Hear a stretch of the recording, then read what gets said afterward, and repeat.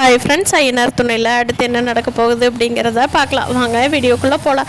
நம்ம சேனலை இன்னும் சப்ஸ்கிரைப் பண்ணாதவங்க சப்ஸ்கிரைப் பண்ணிக்கோங்க. சோழன் சிவனேன்னு டிரைவர் வேலையை பார்த்துட்டு இருந்திருந்தாருன்னா அவருக்கு இந்த பிரச்சனையே வந்திருக்காது. எங்கேயோ போகிறத எடுத்து எங்கேயோ விட்ட கதையாக அவர் லவ்வர்ஸுக்கு ஹெல்ப் பண்ண போகிறேன்னு போய் நம்ம அண்ணனுக்கு தான் கல்யாணம் நடக்கலை, இவங்களுக்காவது கல்யாணம் நடக்கட்டும், அதை நம்ம கண்ணார பார்ப்போம் அப்படின்னு சொல்லி அவங்களுக்கு ஹெல்ப் பண்ணுறேன்னு போய் சோழன் பிரச்சனையில் மாட்டினதான் மிச்சமாயிருச்சு. அந்த பொண்ணை லவ் பண்ண ரமேஷ் என்ன லவ்வரோ அப்பாவை பார்த்த உடனே எகிரி குதிச்சு எடுத்தான் பாரு ஓட்டம், நிற்கவே இல்லையே அப்படிங்கிற மாதிரி ஓடி போயிட்டான். இருந்தாலும் நம்ம சோழன் அந்த பொண்ணை மட்டும் தனியாக விட்டுட்டு வர்றதுக்கு மனசு இல்லாமல் கூடவே கூட்டிகிட்டு வந்துட்டா. அந்த பொண்ணு கெஞ்சினாலும் நீ போமா உங்கள் அப்பா கிட்டவே அப்படின்னு சொல்லிட்டு வந்திருந்தா சோழன் இந்த பிரச்சனையில் மாட்டிருக்கவே மாட்டார். அந்த பொண்ணும் வீட்டுக்கு கூட்டிகிட்டு போய் விசாரிக்கிறப்ப அந்த பொண்ணு அவர் வெறும் டிரைவர் தான், என் கூட வந்தவர் என்னோடய லவர் விட்டுட்டு ஓடிட்டாரு அப்படின்னு அந்த பொண்ணாவது சொல்லியிருக்கலாம். அந்த பொண்ணு அமைதியாக இருக்கிறதுனால சோழனும் பாவம் ஏதோ ரீசனுக்காகத்தான் சொல்லாமல் இருக்குதுன்னு சொல்லி அவங்க பொண்ணோட சித்தப்பாட்டை அடி வாங்கிட்டு இருக்காரு. அடுத்து சோழனோட வீட்டில் இருக்கிறவங்களுக்கெல்லாம் தகவல் சொல்லி எல்லாத்தையும் இங்கே வர வைக்க சொல்கிறாங்க. சோழன் எவ்வளவோ கெஞ்சி பார்க்குறாரு, அவங்களெல்லாம் கூப்பிடாதீங்க வேண்டாம் அப்படின்னு. ஆனால் போலீஸாக இருக்கார் இல்லையா, அவங்க சித்தப்பா எஸ்பியாக இருக்கிறனால அவங்க வீட்டில் இருக்கிற எல்லாத்துக்குமே இன்ஃபார்ம் பண்ணி எல்லாத்தையும் வர வச்சுட்டாரு. பார்க்குறப்ப சார் நான் தான் சோழனோட ஒய்ஃப் அப்படின்னு சொல்லி நல்லா சொல்கிறாங்க.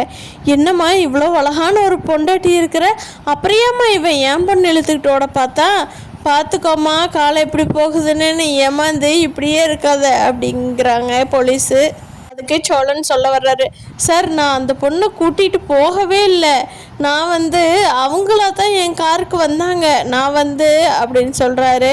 அதுக்கு பொண்ணோட பெற்றவங்க இருக்காங்க இல்லையா, அவங்க சொல்கிறாங்க, ஆமாங்க நம்ம பொண்ணு மேலே எந்த தப்பும் இல்லை, எவ்வளோ இந்த பையன்தான் ஏதோ மனசு மாற்றி நம்ம பொண்ணை கூட்டிகிட்டு போயிட்டா, அவனை பிடிச்சி போடுங்க அப்படின்ட்டு அவங்க அம்மா பொண்ணு உள்ள கூட்டிகிட்டு போயிடுறாங்க.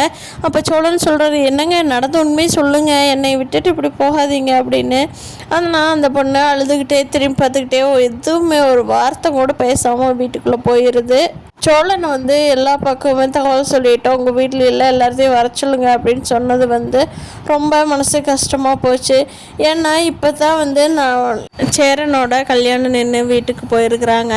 ஆல்ரெடி அவங்க மனசு கஷ்டமாக இருக்கிறாங்க. அவங்கள திருப்பி போலீஸ் ஸ்டேஷனுக்கு, அதுவும் நிலா கிட்ட சோழன் இன்னொரு கல்யாணம் பண்ணிக்க பார்த்தா அப்படின்னு சொன்னால் அது எவ்வளோ பெரிய நம்ம சோழனுக்கு பேக் ஃபயர் ஆகும் நிலாகிட்ட.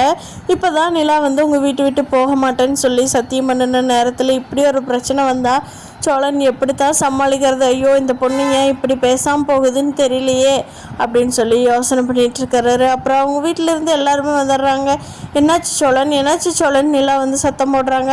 ஏம்மா நீ யாருமா வேணும் அந்த பையனுக்கு அப்படிங்கிறாங்க. நான் தான் இவரோட ஒய்ஃபு, இவர் என்னங்க தப்பு பண்ணார், எதுக்கு போட்டு இப்படி அடிச்சிருக்கீங்க அப்படிங்கிறாங்க. ஆமாம் பெரிய இடத்து பொண்ணை பார்த்து கல்யாணம் பண்ணலான்னு இழுத்துட்டு போனால் அடிக்காமல் என்னம்மா பண்ணுவாங்க, ஹலோ என்ன சார் சொல்கிறீங்க, இவர் கல்யாணம் ஆயிடுச்சு இவர் எதுக்கு கூட்டிகிட்டு போகிறாரு அப்படிங்கிறாங்க. நிலா நான் சொன்ன நிலா இங்கே யாருமே காது கொடுத்து கேட்க மாட்டேங்கிறாங்க.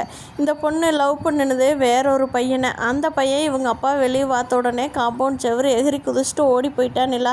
நான் ஒரு பொண்ணை அப்படி விட்டுட்டு வர முடியுமான்னு அந்த பொண்ணு என்னையே ரொம்ப கெஞ்சி கேட்டுது. அண்ணே கொண்டு எங்கேயாவது விட்டுருங்க அண்ணே, நான் அப்புறம் பார்த்துக்கிறேன், அவங்க கையில் சிக்கின என்னை கொண்டு ஓடுவாங்கன்னு கெஞ்சிச்சு, அதனால் கூட்டிகிட்டு வந்தேன். இவங்க என்னை இப்படி தப்பாக நினச்சிட்டாங்க நிலா, நீ எதுவும் தப்பாக நினைக்காத அப்படிங்கிறாங்க.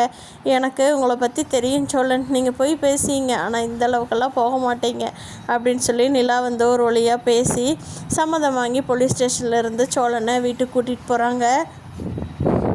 நடந்த உண்மையெல்லாம் பொறுமையாக அவங்ககிட்ட சொல்லலைன்னா கண்டிப்பாக சோழனை வெளியே விட்டுருக்கவே மாட்டாங்க.